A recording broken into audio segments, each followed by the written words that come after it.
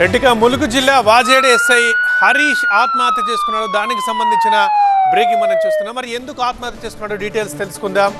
తన సర్వీస్ రివాల్వర్తో కాల్చుకొని ఆత్మహత్యకు పాల్పడడం కలకలం రేపుతోంది. మావోయిస్టుల ఎన్కౌంటర్ తర్వాత నిన్న ఉదయం నుంచి సాయంత్రం వరకు తనిఖీల్లో పాల్గొన్న ఎస్ఐ హరీష్ ఇవాళ ఉదయం విగత జీవి అయ్యారు.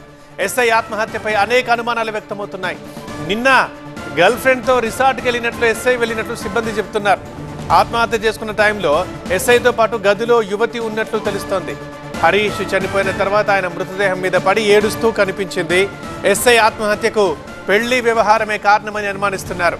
ఇంట్లో వేరే పెళ్లి సంబంధం చూస్తున్నారని ఆత్మహత్య చేసుకున్నట్లుగా భావిస్తున్నారు పోలీసులు. ఇక ఘటనపై విచారణ చేపట్టిన పోలీసులు అన్ని కోణాల్లో విచారణ జరుపుతున్నారు. రైట్, ఇక సీనియర్ కరెస్పాండెంట్ పెద్దీష్ ఉన్నారు వరంగల్ నుంచి లైవ్ లో సమాచారం అందించడానికి.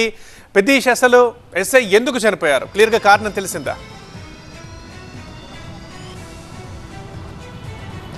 నిత్యం వివిధ ఘటనలతో వార్తల్లో నిలుస్తున్నటువంటి ములుగు జిల్లా తాజా ఘటనతో మరోసారి బ్రేకింగ్గా మారింది.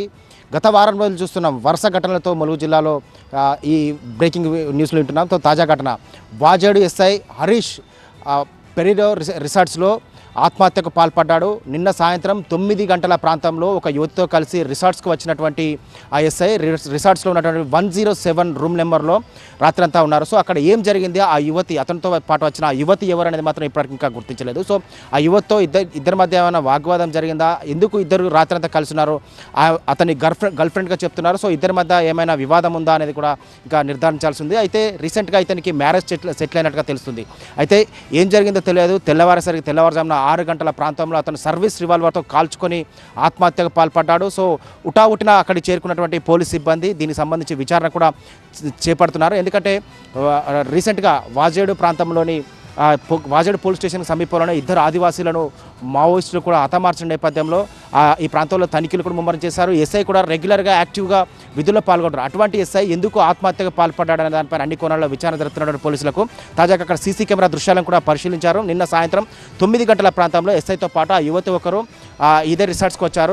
ఇప్పుడు ఇన్సిడెంట్ అంటే ఆత్మహత్య చేసుకున్న తర్వాత కూడా ఆ యువతి మాత్రం అదే గదిలో ఉండి అతని డెడ్ బాడీ పైన పడి మామ అంటూ రోధిస్తుంది. సో ఈ ఎస్ఐకి మహిళ ఆ యువతి బంధువా లేకపోతే ఎవరు ఇతనితో ఎందుకు వచ్చిందనే కోణంలో కూడా పోలీసులు అయితే విచారణ జరుపుతున్నారు. అయితే ఈ ఆత్మహత్య చేసుకున్న ఎస్ఐ స్వగ్రామం జయశంకర్ భూపాలపల్లి జిల్లాలోని వెంకటేశ్వర్లపల్లి గ్రామం. తన 2018 బ్యాచ్కి చెందిన ఎస్ఐగా కూడా గుర్తించారు. సో ఆ విధుల్లో యాక్టివ్గా ఉండే ఎస్ఐ ఈ ఆత్మహత్యకు వ్యక్తిగత కారణాలు, ఈ ప్రేమ వ్యవహార కారణమే ఉంటుందా అనే కోణంలో కూడా పోలీసుల దర్యాప్తు అయితే కొనసాగుతుంది. లేక ఇంకేమైనా ఒత్తిళ్లు ఉన్నాయనే కోణంలో కూడా పోలీసు ఉన్నతాధికారులు విచారణ ప్రారంభించారు. రైట్ పెద్దీష్.